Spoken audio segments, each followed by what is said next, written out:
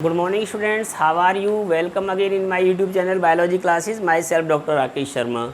तो स्टूडेंट्स, आज जो मैं आपके लिए वीडियो लेके आया हूँ, इसका टॉपिक है मेंस्ट्रुअल साइकिल। बहुत ही इंपॉर्टेंट टॉपिक है स्टूडेंट्स। कई बार इसमें जो कंपटीशन से रिलेटेड क्वेश्चंस भी पूछे जाते हैं और जो आपका ये बोर्ड एग्ज़ाम होते हैं उनसे में भी इसके क्वेश्चंस आते हैं। तो आज हम इसी के बारे में बात करेंगे कि जो मेंस्ट्रुअल साइकिल है ह्यूमन फीमेल्स के अंदर। तो स्टूडेंट, जैसे आपने जो हमारा पहला चैप्टर था कि रिप्रोडक्शन इन ऑर्गेनिजम्स, वो पढ़ा होगा, उसमें भी ये टर्म्स दी हुई है। आपने वैसे भी छोटी क्लासेस जैसे लाइक 9th और 10th में भी ये टर्म पढ़ा होगा, मेंस्ट्रुअल साइकिल। तो आज हम आपसे पूरा ये डिस्कस करेंगे कि मेंस्ट्रुअल साइकिल होता क्या है और किसे कहते हैं, इसमें क्या क्या चेंजेस हम ह्यूमन फीमेल्स में देखते हैं। तो स्टूडेंट, जैसे आप जानते हो कि जितने भी मैमल्स हैं, हम दो तरह के मैमल्स पढ़ते हैं इसमें, जो मैमल ये क्लास है। एक आते हैं इसमें, एक ऑर्डर है जैसे प्राइमेटा, एक होते हैं यानी कि प्राइमेट्स, जैसे आपको फर्स्ट चैप्टर में भी दी हुई है ये टर्म्स। एक होते हैं प्राइमेट्स और एक वो मैमल्स होते हैं जिनको हम कहते हैं नॉन प्राइमेट्स। तो प्राइमेटा यानी कि या जो प्राइमेट्स एनिमल्स होते हैं उनमें हम भी आते हैं, यानी कि जो ह्यूमन बींग्स हैं उसमें जैसे एप्स आते हैं, मंकी हैं और ह्यूमन बींग्स हैं, ये प्राइमेट्स में आते हैं। और जो जो नॉन प्राइमेट्स मैमल्स होते हैं, या जैसे एक आप ये कह सकते हैं, एक होते हैं जैसे ये जो प्लेसेंटल मैमल्स हैं। तो इन प्लेसेंटल मैमल्स में जो दूसरे यानी कि हम जो एनिमल्स देखते हैं जिनको हम नॉन प्राइमेट्स एनिमल्स में काउंट करते हैं मैमल्स में, जैसे मान लीजिए काव है, बफेलो है, गोट है, सीप हैं और या जैसे रेट हैं। तो ये जो एनिमल्स हैं इनको हम नॉन प्राइमेट्स कहते हैं। तो स्टूडेंट्स, हम अब इन मैमल्स में यानी जितने भी ये प्लेसेंटल मैमल्स हैं, ट्रू प्लेसेंटल जो मैमल्स होते हैं, इनमें क्या होता है कि जो इनका एक रिप्रोडक्टिव पीरियड है, जो इनका एक रिप्रोडक्टिव फेज़ होती है, उस रिप्रोडक्टिव फेज में कुछ साइक्लिक चेंज होते हैं। जो इनका पूरा यानी कि रिप्रोडक्टिव पीरियड होता है, उस रिप्रोडक्टिव पीरियड्स में हम क्या देखते हैं कि इनके अंदर एक साइक्लिक चेंज होते हैं। और जो जब गैमीट फॉर्मेशन होती है, यानी कि जो गैमीट बनते हैं, तो ड्यूरिंग द गैमीट फॉर्मेशन, जब उनमें गैमीट का यानी कि निर्माण होता है, गैमीट का फॉर्मेशन होता है, तो ड्यूरिंग दिस पीरियड उनकी जो रिप्रोडक्टिव यानी कि जैसे कहिए फेज है, उस रिप्रोडक्टिव फेज में या जो उनके रिप्रोडक्टिव ऑर्गन्स होते हैं, स्पेशली जो प्राइमरी और हम जो सेकेंडरी सेक्स ऑर्गन्स की बात करते हैं स्टूडेंट, उनमें कुछ ऐसे साइक्लिक चेंजेस पाए जाते हैं। उन्हीं साइक्लिक चेंजेस को हम साइकिल का नाम देते हैं, क्योंकि ये साइक्लिक फॉर्म होते हैं, ये साइक्लिकल एक तरह से चेंजेस होते हैं। तो स्टूडेंट, जैसे आप जानते हैं ये जो साइक्लिक चेंजेस हैं इनको हम दो कैटेगरी में डिवाइड करते हैं। एक साइकिल्स जैसे वो होती हैं जिनको हम मंथली साइकिल, जैसे हम ह्यूमन फीमेल्स में जो देखते हैं उसके लिए टर्म्स यूज करते हैं। हम कौन सी टर्म यूज करते हैं? Menstrual cycle. क्योंकि ये जो मेंस्ट्रुअल साइकिल होती है इन ह्यूमन फीमेल्स में, ये मंथली साइकिल होती है, यानी कि हर महीने जब भी, यानी कि जैसे हमने पीछे भी बताया था आपको जब हम ह्यूमन बींग का रिप्रोडक्टिव सिस्टम कराया था, कि जो ह्यूमन फीमेल्स में ओवरीज होती हैं, तो उनकी जो दो ओवरी है, जैसे आप जानते हैं कि there are mainly 2 ovary in a human female. तो जो ह्यूमन फीमेल है उसके अंदर 2 ओवरी पाई जाती हैं और दोनों ओवरी अल्टरनेट यानी जैसे कहिए एग्स का फॉर्मेशन करती हैं, एक एग बनाती हैं। यानी ये कहिए कि एक साल के अंदर, इन 1 ईयर, एक साल में एक ओवरी कितने एग्स डेवलप कर सकती है? यानी कि 6 या 7, यानी कि 6 से 7 एग बना, क्योंकि एक मंथ में एक ही एग डेवलप करता है। तो इस तरह से अगर हम बात करें तो 12 या 13 एग्स डेवलप होते हैं इन 1 ईयर। तो इसका मतलब है एक ओवरी का जो नंबर आता है, यानी एक ओवरी जो अपने द्वारा एग का फॉर्मेशन करती है या एग्स को जो बनाती है, वो 6 या 7 ही बनाती है। तो अगर हम पूरी किसी एक ह्यूमन फीमेल का रिप्रोडक्टिव पीरियड की बात करें, जैसे स्टूडेंट्स आप जानते हैं कि ह्यूमन फीमेल्स में जो प्यूबर्टी एज है वो स्टार्ट हो जाती है 12 या 13 साल से। तो अगर मान लेते हैं सपोज किसी ह्यूमन फीमेल्स की जो प्यूबर्टी एज है वो 13 साल का है,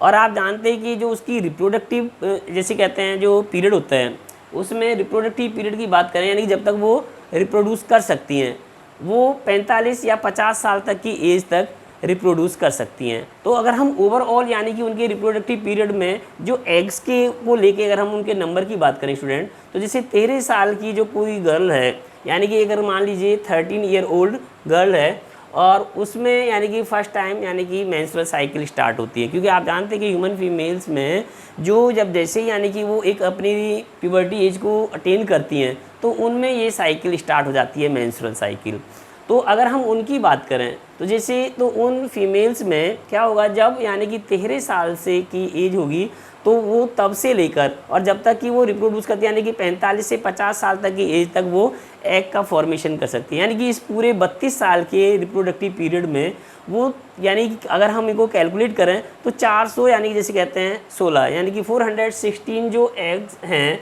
दे हैव यानी कि a chance to reaching the maturity, यानी कि उन एग्स को ही केवल अपने मेच्योरिटी तक पहुंचने का चांस मिलता है, क्योंकि बाकी के एग्स की रिक्वायरमेंट ही नहीं होती। तो ये जो हम देखते हैं कि जब भी यानी कि ह्यूमन फीमेल्स में ये एग डेवलप करते हैं तो तब ये एग यानी कि जब बनते हैं तब ये साइकिल चलती है हर महीने, यानी कि इस तरह से ह्यूमन फीमेल्स में क्या होता है, मेंस्ट्रुअल साइकिल होती है। और जो दूसरी साइकिल है स्टूडेंट्स, एक दूसरी साइकिल और होती है जो नॉन प्राइमेट्स में, जैसा अभी मैंने बताया था, उनमें चलती है, इसको हम एस्ट्रस साइकिल कहते हैं। ये क्या है एस्ट्रस साइकिल, ये भी एक साइक्लिक चेंज होता है, लेकिन अब इन दोनों में थोड़ा सा डिफरेंस है। जैसे आपने फर्स्ट चैप्टर में भी पढ़ा होगा कि जो मेंस्ट्रुअल साइकिल होती है इसमें क्या होता है कि जो ह्यूमन फीमेल्स हैं जब एग्स यानी कि वो डेवलप करती हैं और यदि बाय चांस उस एग का एक तरह से फर्टिलाइजेशन ना हो तो वो स्टूडेंट्स क्या होता है कि वो एग विदाउट फर्टिलाइज करे, यानी कि वो एक तरह से उसकी जो वायबिलिटी है वो ख़त्म हो जाती है और वो एक तरह से जो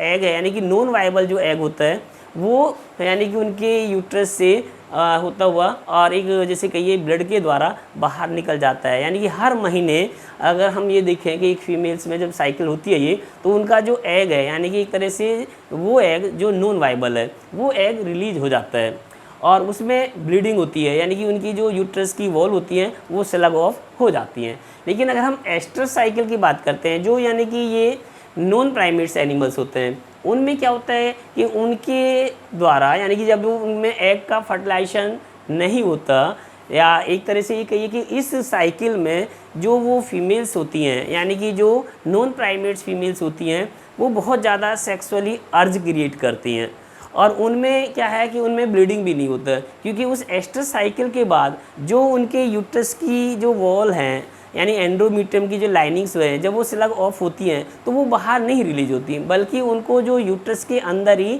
एस्ट्रस साइकिल के बाद में रीएब्जॉर्ब कर लिया जाता है, यानी कि उनको वो रीएब्जॉर्ब कर लेती हैं। और इसमें दूसरा मेन डिफरेंस ये होता है कि जो मेंस्ट्रुअल साइकिल होती है मेल में इसमें कोई सेक्सुअल अर्ज क्रिएट नहीं होती, जबकि एस्ट्रस साइकिल्स में जो वो एनिमल्स होते हैं वो बहुत ज़्यादा हाईली सेक्सुअल यानी कि अर्ज को क्रिएट करते हैं। और दूसरा एक और जो डिफरेंस होता है कि जैसे ह्यूमन फीमेल्स में जो ये साइकिल चलती है ये मंथली है यानी हर महीने होती है, जबकि ये डिपेंड करता है मान लीजिए जो एनिमल्स के ऊपर। तो अगर अलग अलग एनिमल्स में कुछ एनिमल्स ऐसे होते हैं जो मोनोएस्ट्रस होते हैं, यानी मोनोएस्ट्रस से मतलब होता है कि उनमें केवल एक ही बार यानी एक साल में केवल एक ही बार यानी कि ये साइकिल चलती है। जैसे for example in case of dear,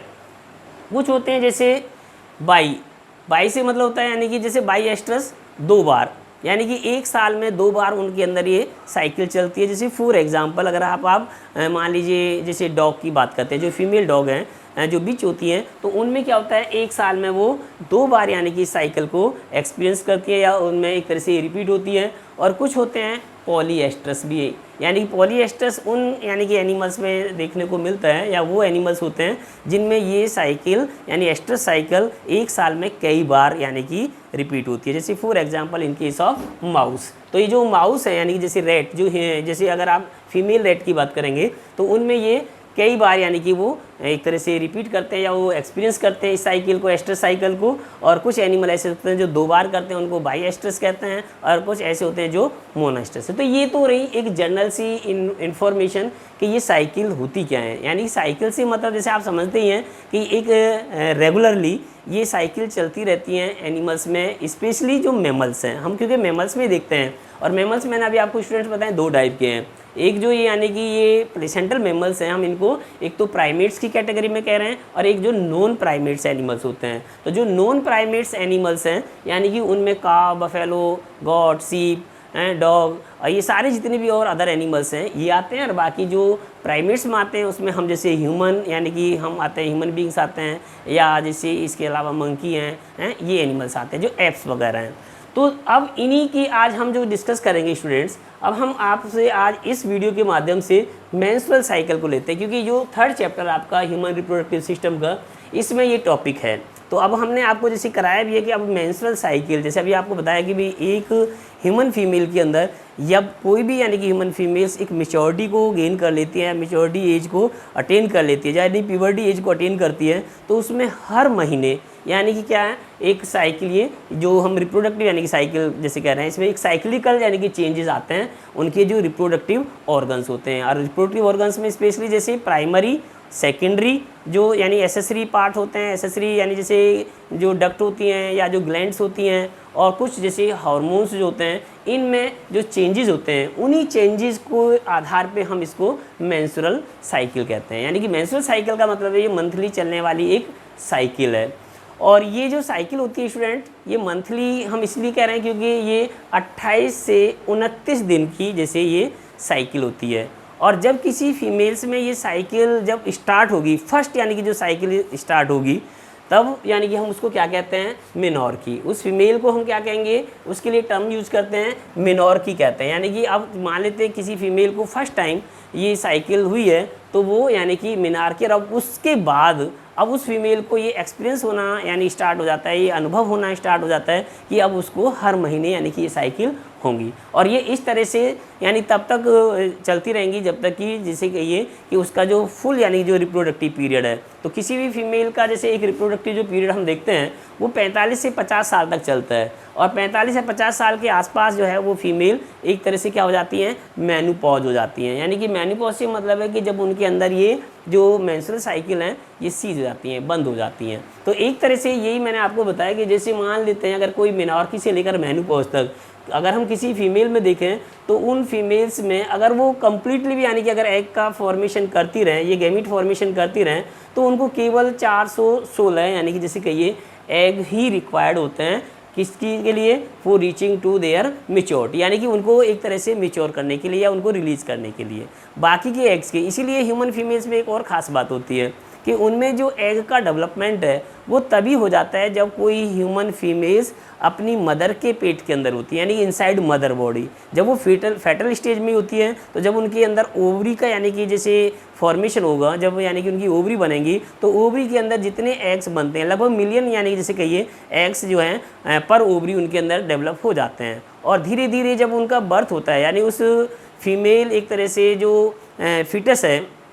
और उसका एक तरह से जब बर्थ होगा तो बर्थ के बाद उनमें कोई नए यानी कि एग्स नहीं बनेंगे। जो भी एग्स बनते हैं, जितने भी नंबर्स में एग्स डेवलप करते हैं, वो उसके यानी कि मदर के पेट के अंदर ही जब वो फीमेल होता है यानी फीमेल यानी एक तरह से जैसे कहिए कोई लड़की है तो उसके अंदर जब ओवरी का डेवलपमेंट होगा तभी बन जाते हैं। और बर्थ के बाद और बल्कि उनमें से उनका रिडक्शन होना स्टार्ट हो जाता है। और जैसे जैसे यानी कि कोई फीमेल अब प्यूबर्टी एज तक पहुंचती है तो उस प्यूबर्टी एज तक पहुंचते पहुंचते उनकी जो ओवरीज हैं उन ओवरी के अंदर लगभग 1,60,000 से लेकर और 1,80,000 तक के ही एग रहते हैं। इसका मतलब वो भी बहुत ज़्यादा हैं अगर हम एक तरह से देखें कि क्योंकि उनको तो पूरे अपने लाइफ में केवल ज़्यादा से ज़्यादा मैक्सिमम 416 एग्स की ही रिक्वायरमेंट होगी, क्योंकि इससे ज़्यादा हो ही नहीं सकती। और ये भी बहुत ज़्यादा ये भी नहीं होंगे क्योंकि इसके बीच में भी बहुत सारा टाइमिंग ऐसा होता है जब कोई फीमेल प्रेगनेंसी को अटेन करती है, जब वो लैक्टेशन पीरियड में होती हैं तो उस टाइम भी क्योंकि मेंस्ट्रुअल साइकिल नहीं होती, गैमीट का या फॉर्मेशन नहीं होता।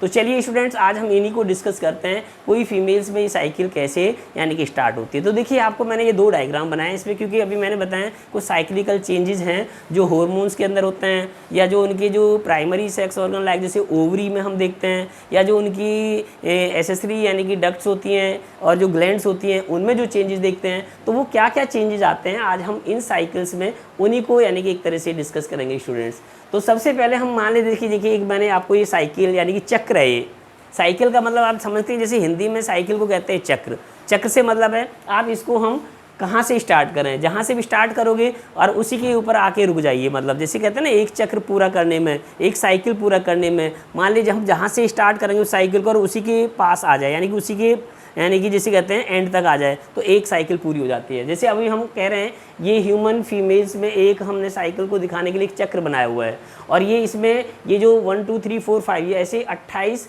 डेज यानी कि दिखाए हुए हैं। तो ये क्योंकि ये साइकिल 28 या 29 दिन की होती है नॉर्मली 28 to 29 डेज। अब मान लेते हैं जैसे किसी एक मान जो फीमेल है उस फीमेल में जैसे हमने अलग अलग दिखाए हैं 1 2 3 4 5,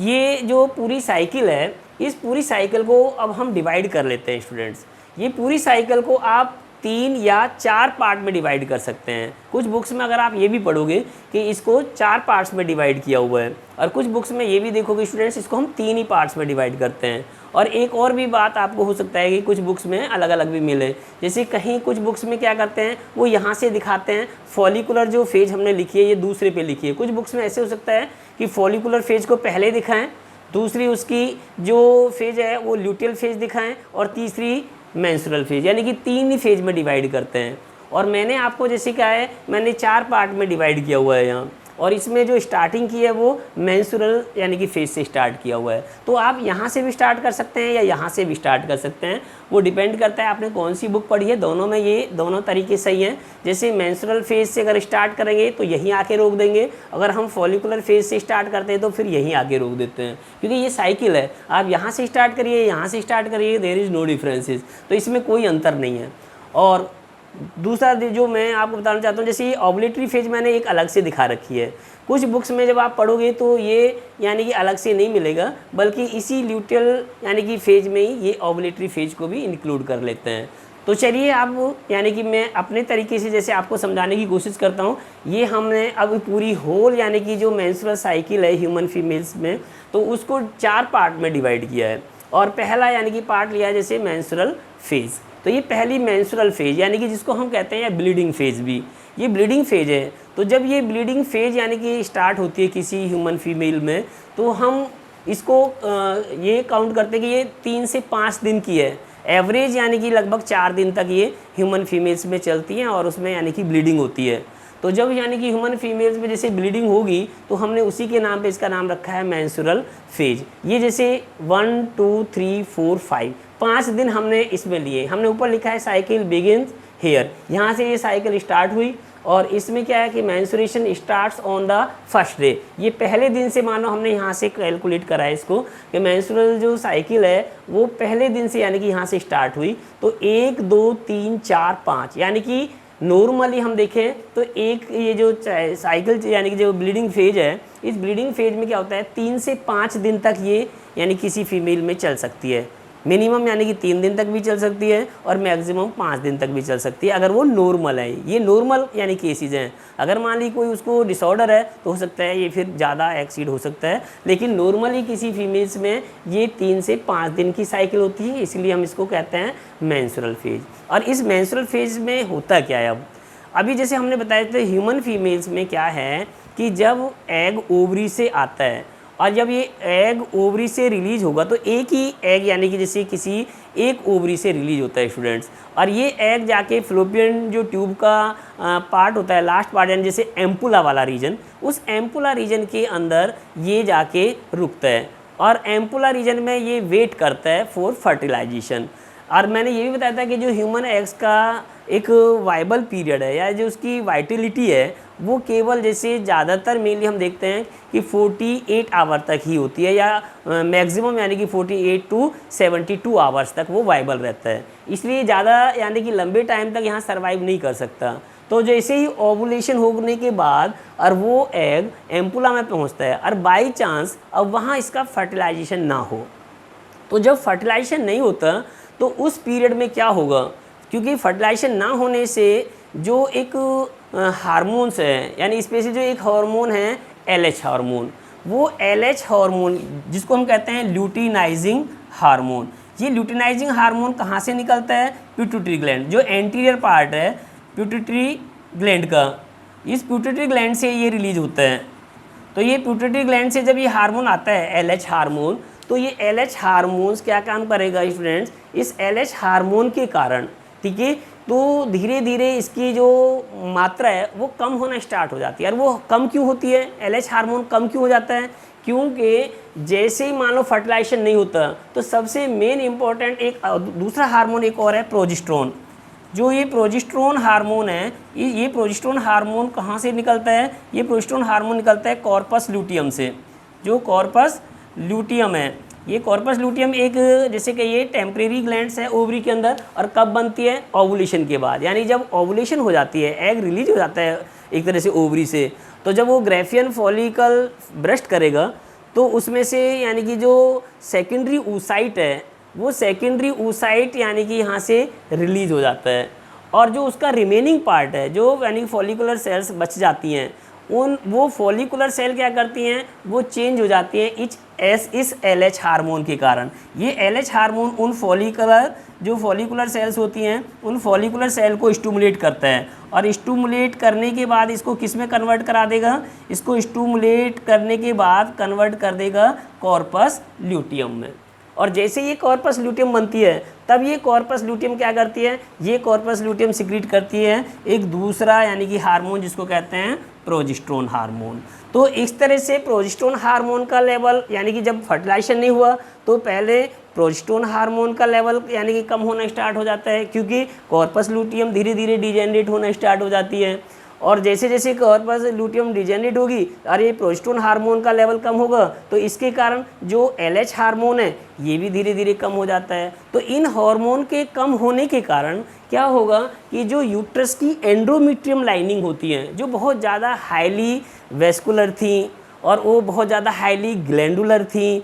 बहुत ज़्यादा थिक होती हैं, तो वो एक तरह से क्या होती हैं, वो ये स्लग ऑफ हो जाती हैं, क्योंकि फर्टिलाइजेशन तो हुआ नहीं, अब यूट्रस को तो कुछ काम करना नहीं, इसलिए जो यूट्रस की इंटरनल लाइनिंग होती है स्पेशली जो एंडोथीलियम लाइनिंग होती है यूट्रस की, या जैसे एंड्रोमीट्रियम लाइनिंग, तो जो एंड्रोमीट्रियम लाइनिंग है वो स्लग ऑफ होके और जो वो फटेंगी या एक तरह से कटती हैं, स्लग ऑफ होती हैं यानी इससे मतलब है यानी कट जाना, तो जब वो धीरे धीरे कटना स्टार्ट करती हैं तो उनमें से ब्लीडिंग होती है। तो वो ब्लड प्लस वो अनफर्टिलाइज जैसे एक एग यानी कि नॉन वायबल एग, वो एक तरह से इन 3 से लेकर 5 दिन तक किसी ह्यूमन फीमेल्स में और एक तरह से बाहर आता है उस ब्लड के द्वारा। तो हम उसी फेज को क्या कहते हैं स्टूडेंट, उसको कहते हैं मेंस्ट्रुअल फेज। तो ये इस तरह से 3 से 5 दिन की पहली साइकिल यानी कि पहली फेज। दूसरी फेज जो हम बात कर रहे हैं फिर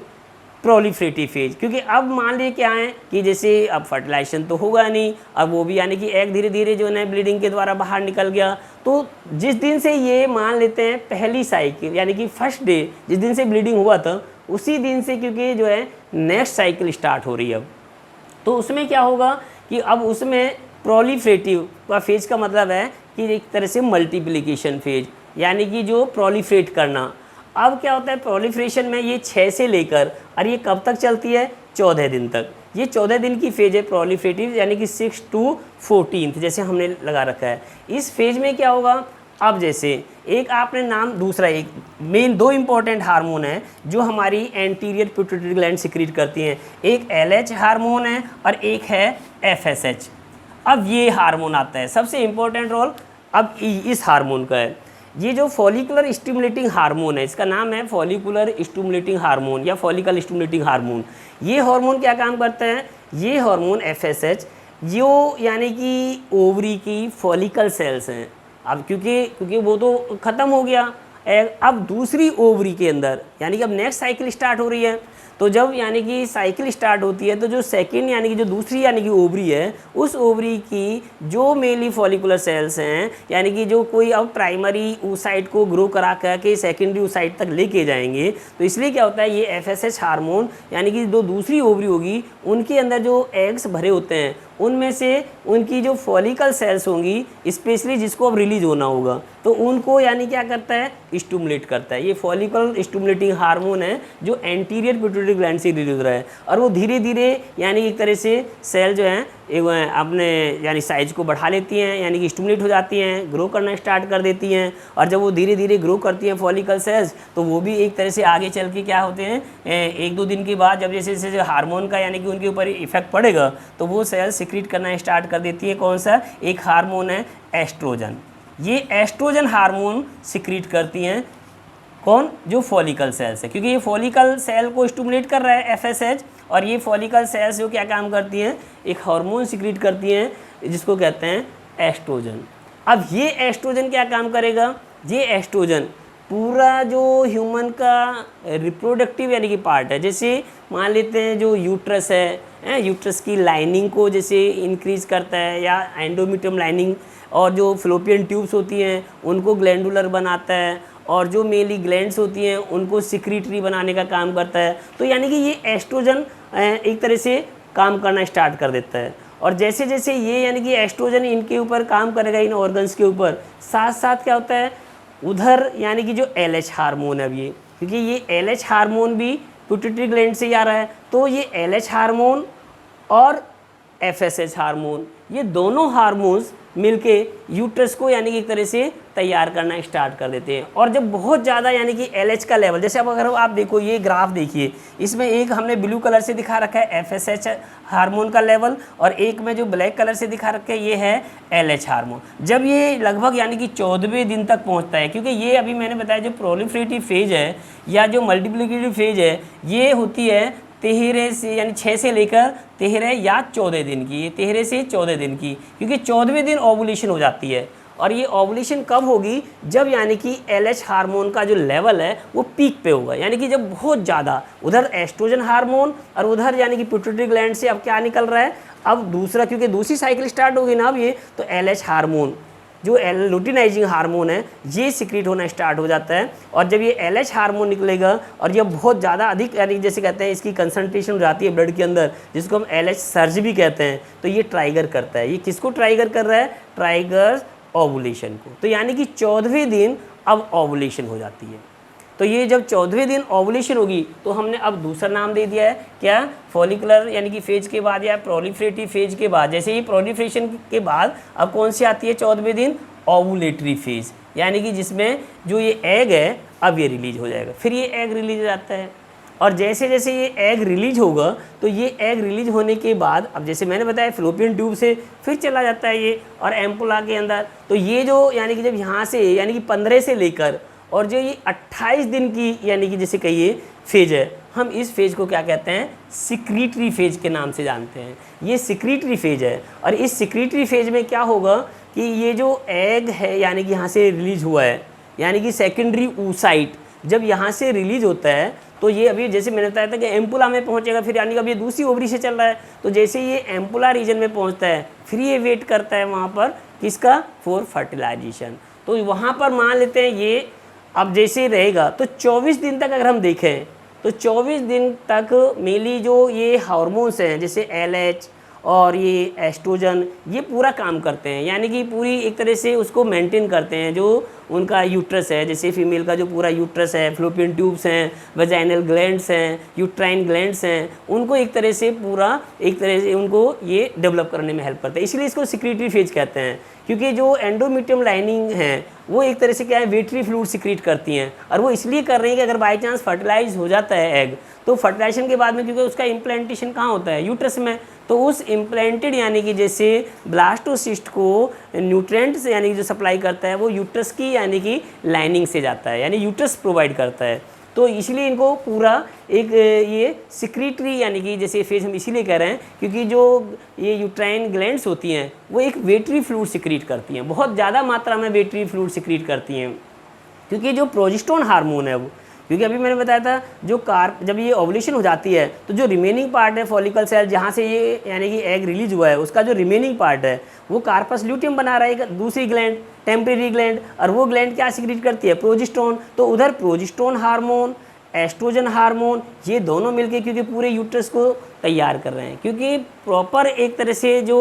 यूट्रस की मेंटेनिंग है उसकी मेंटेनिंग की जो रिस्पॉन्सिबिलिटी है वो इस प्रोजेस्टेरोन हार्मोन पे है। तो ये प्रोजेस्टेरोन हार्मोन पूरी यानी कि जैसे कहिए या प्रेगनेंसी को ही, होल प्रेगनेंसी को ही मेंटेन करने के लिए रिस्पॉन्सिबल होता है। अब बाई चांस फर्टिलाइजेशन फिर नहीं हुआ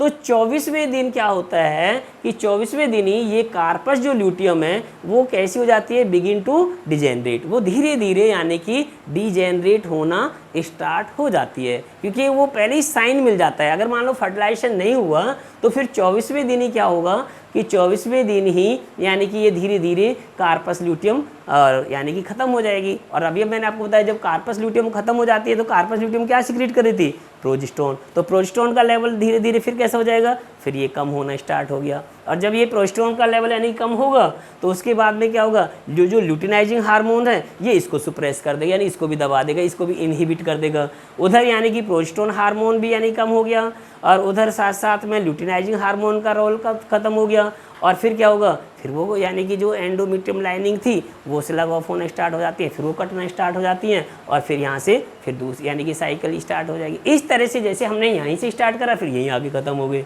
तो ये एक साइकिल यानी कि पूरी कंप्लीट हो गई। यानी जैसे फर्स्ट से लेकर और हमने 28 दिन में ये पूरी यानी एक साइकिल कंप्लीट होगी। अब यहाँ से फिर यानी कि ब्लीडिंग स्टार्ट होगी उसमें, क्योंकि वो एग फर्टिलाइज तो हुआ नहीं, और फिर यानी कि ब्लीडिंग। तो इस तरह से यानी कि स्टूडेंट्स क्या है कि एक जो ह्यूमन फीमेल्स हैं, ये जितनी भी यानी कि ह्यूमन फीमेल्स होती हैं उनमें इस तरह से यानी कि 28 से 29 दिन की ये साइकिल लगातार चलती रहती है अगर वो नॉर्मल है, विदाउट एनी डिस्टरबेंस। तो इसको हम कहते हैं मेंस्ट्रुअल साइकिल। ये वीडियो आपको अच्छी लगी होगी स्टूडेंट्स, तो हमारे चैनल को आप सब्सक्राइब कीजिए और हमारी जो वीडियो हैं इनको शेयर कीजिए, लाइक कीजिए और हमारी वीडियो देखते रहिए। Thank you very much students.